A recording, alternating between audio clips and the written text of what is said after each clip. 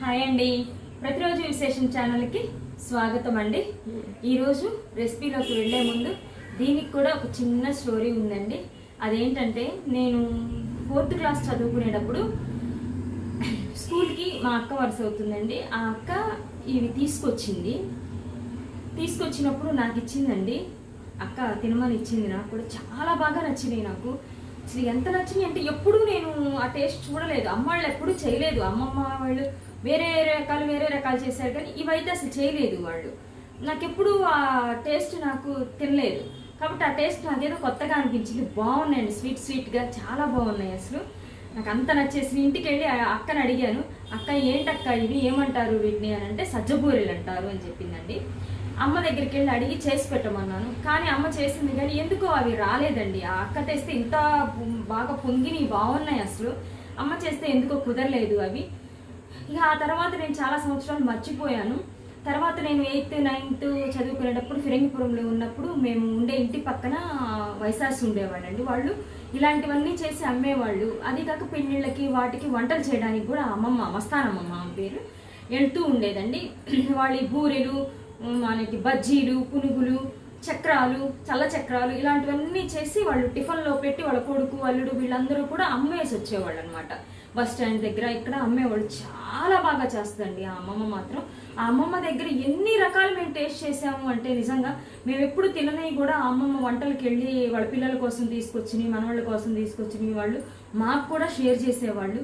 అంత బాగుండే. ఆ అమ్మమ్మ సజ్జబూరెలు చేస్తుంటే రోజు గమనిస్తూ ఉండేదాన్ని. ఒకరోజు అడిగింది నన్ను, ఏంటమ్మా రోజు చూస్తున్నావు, తింటావా అని అడిగింది. వద్దామమ్మ, నువ్వు ఇస్తున్నావు కదా, తింటున్నాను, ఎలా చేస్తున్నావు చూస్తున్నాను వీటిని అని అడిగాను.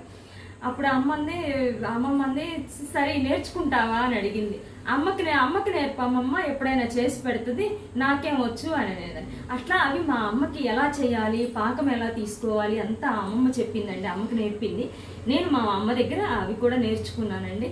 ఇదండి. ఇప్పుడైతే ఆ అమ్మమ్మ లేదు, మస్తానమ్మమ్మ చనిపోయింది.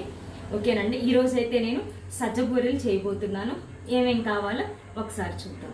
దానికి కావాల్సిన సజ్జబూరెలకు కావాల్సినవి అండి, నేను ఈ కప్పుతో నేను సజ్జలు తీసుకున్నానండి.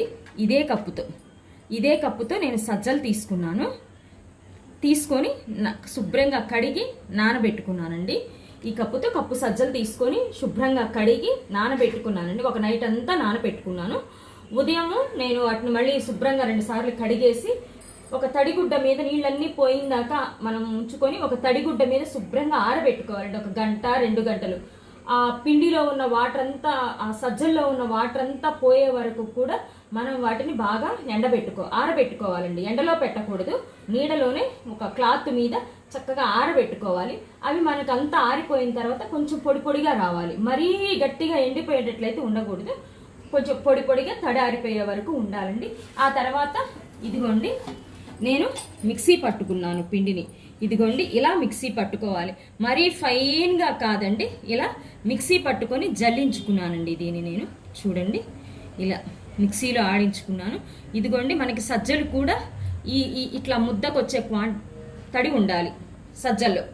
మనకి ఆరినప్పుడు మరీ పొడి పిండికి సజ్జల్లాగా కాకుండా ఇలా ముద్ద, మనకి పిండి పడితే ఇలా ముద్దకొచ్చేట్లుగా ఉండాలండి. ఓకేనా? ఇలా పిండి ఆడించుకొని నేను మిక్సీలో వేసుకున్నానండి. ఎక్కువ క్వాంటిటీలో మీరు చేసుకోవాలి అనుకుంటే మీరు మిల్లుకు పట్టించుకోవచ్చు. బయట మిల్లుకు ఆడించుకొని శుభ్రంగా జల్లించుకొని తీసుకోవచ్చు అండి.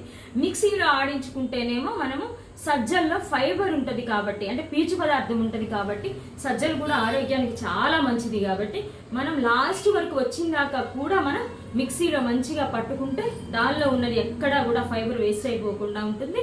ఓకేనా అండి? ఇప్పుడు బెల్లం అండి.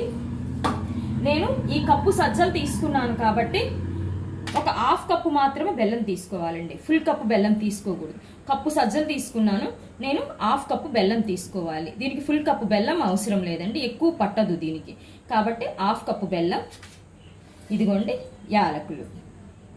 ఓకేనండి? ఇప్పుడైతే మనం ఎలా చేయాలో చూద్దాం. ఫస్ట్ అయితే ఇదిగోండి బెల్లం గిన్నెలో వేసుకోవాలి. ఇదిగోండి మనం టీ గ్లాస్, ఈ గ్లాస్తో వాటర్ పోసుకోవాలి.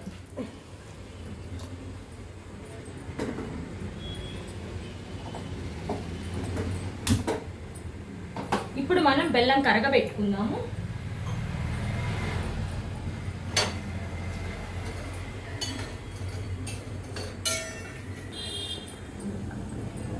ఇదిగోండి బెల్లం మనకి ఇలా కరిగిపోయింది కదా. ఇప్పుడు చెత్త ఏమైనా ఉందేమో బెల్లంలో మనం వడకట్టుకుందామండి ఒక్కసారి. చూడండి చెత్త నలకలు ఉంటాయి కదా. ఇప్పుడు ఫిల్టర్ పెట్టుకొని దీన్ని వడకట్టేసుకుందాము.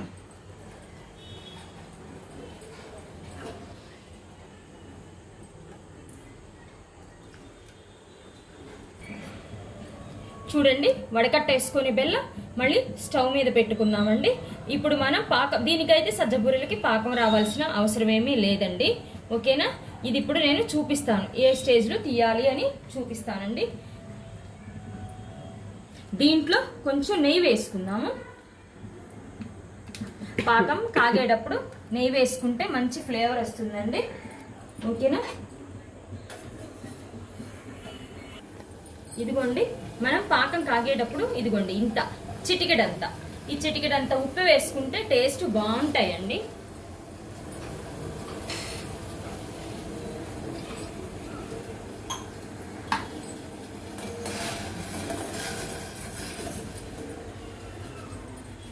ఇప్పుడు ఇందులోనే దంచి పెట్టుకున్న యాలకుల పౌడర్, ఇదిగోండి యాలకుల పౌడర్ వేసుకున్నాము.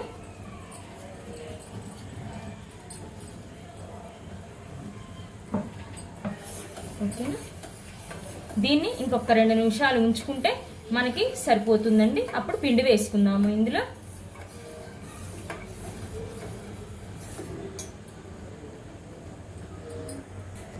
ఇదిగో చూడండి మనకి గులాబ్ జామ్ పాకం కన్నా కూడా ఇంకొంచెం 5 నిమిషాలు ఆగి తీయాలి. చూడండి ఇదిగోండి ఇలా తిక్కుగా దాని మీద నుంచి పడుతూ ఉండాలి. అంతేగాని వాటర్ లాగా జారిపోయేట్లు రాకూడదండి. ఇలా తిక్కుగా పడాలి.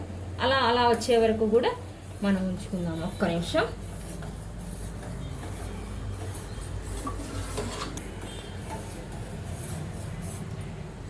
వచ్చేసిందండి. మనం ఇలా ఉన్నప్పుడు ఇప్పుడు మనం పాకాన్ని కొంచెం కొంచెంగా మనం కలుపుకుంటూ ఈ వాటర్ని పిండిలో పోసుకొని, ఇదిగోండి నువ్వులు చూడండి, నువ్వులండి నా దగ్గర నల్ల నువ్వులు తెల్ల నువ్వులు కలిపి, ఇదిగోండి నువ్వులు కూడా మనం ఇప్పుడు వేసుకోవాలి. ఇప్పుడు కొంచెంగా బెల్లం పాకం మనం పోసుకుంటూ పిండినంతటిని కలుపుకోవాలి. చేయి పెట్టి కలపొద్దండి ఫస్ట్, ఎందుకంటే కాలుతుంది కదా, అందుకని. నువ్వులండి, కొబ్బరి ఉన్నా వేసుకుంటారు, కానీ నేను కొబ్బరి వేయనండి.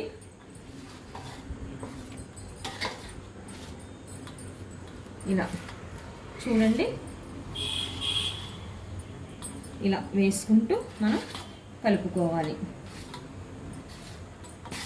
నాకు ఇవి కూడా పడతాయండి, ఎందుకంటే నేను తీసుకున్న క్వాంటిటీ నాకు బెల్లం నీళ్ళు సరిపోతాయి కాబట్టి.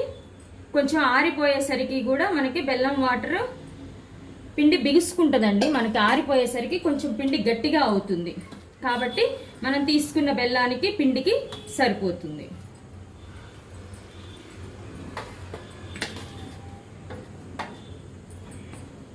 చెయ్యి అయితే పెట్టి కలుపుకోవద్దండి, ఎందుకంటే వెంటనే మనము పాకం ఇది నీళ్లు వేసేస్తాం కదా, వేడిగా ఉంటుంది.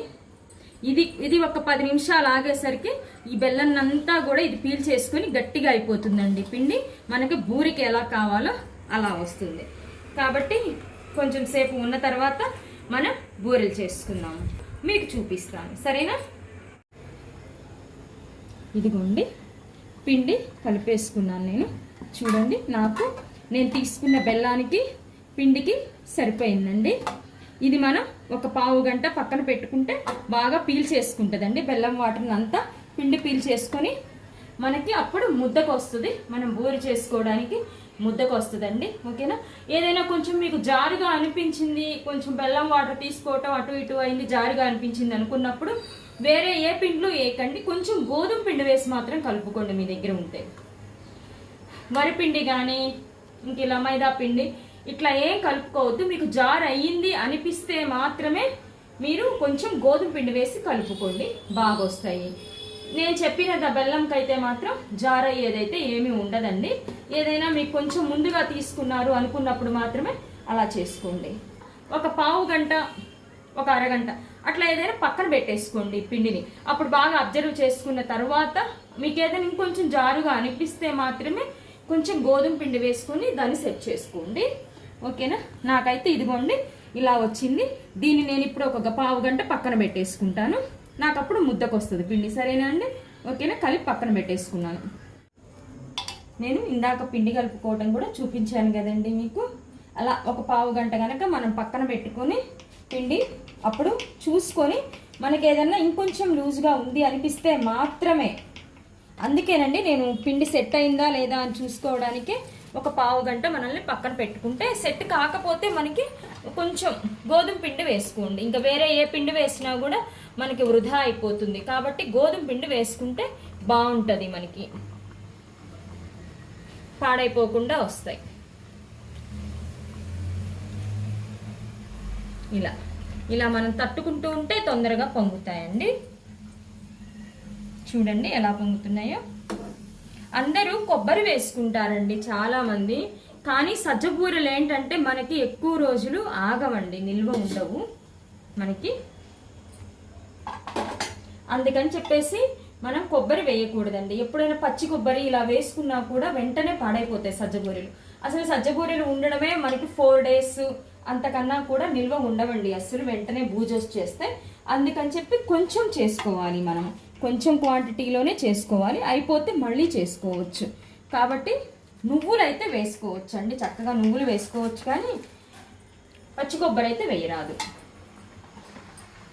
ఇవన్నీ ఏడి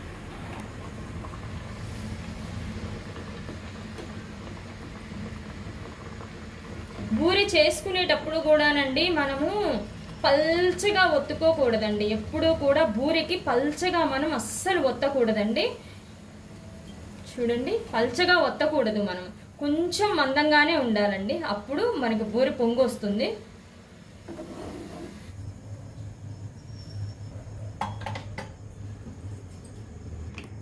ఇదిగోండి, మనం మరీ పల్చగానైతే ఈ బూరెలకి వత్తుకోకూడదండి. ఇలా ఇలా కొంచెం ఈ మందంలో ఉండాలండి. ఈ మందంలో ఉంటేనే మనకి బూరెలు పొంగుతాయి, లేదంటే మనకి ఓకేనండి. అయిపోవచ్చినాయండి, ఇంకా 2, 3 ఉన్నాయి, వేసాక చూపిస్తాను. ఇదిగోండి మనం చేసిన సజ్జ బూరెలు. చూడండి ఎలా పొంగుతూ బాగా వచ్చాయో. మనం పాకం పట్టే పని లేదండి దీనికి. చూడండి ఎంత బాగా వచ్చాయో. ఒకటి తీసి చూపిస్తాను మీకు లోపల ఎలా ఉన్నాయో. ఇదిగోండి, మనకు అస్సలు పిండి కూడా ఏమీ లేదండి లోపల. చూడండి ఎలా వచ్చాయో. మనం పాకం కూడా ఏం పట్టలేదు. ఓకేనా అండి?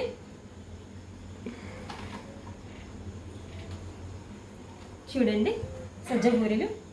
కానీ సజ్జలు అయితే మాత్రం మనకి పూర్తిగా ఎండిపోకూడదండి, పూర్తిగా మనం ఎండబెట్టకూడదు. అలాగని పూర్తిగా తడిగా నీళ్ళగా మాత్రం ఉండకూడదండి.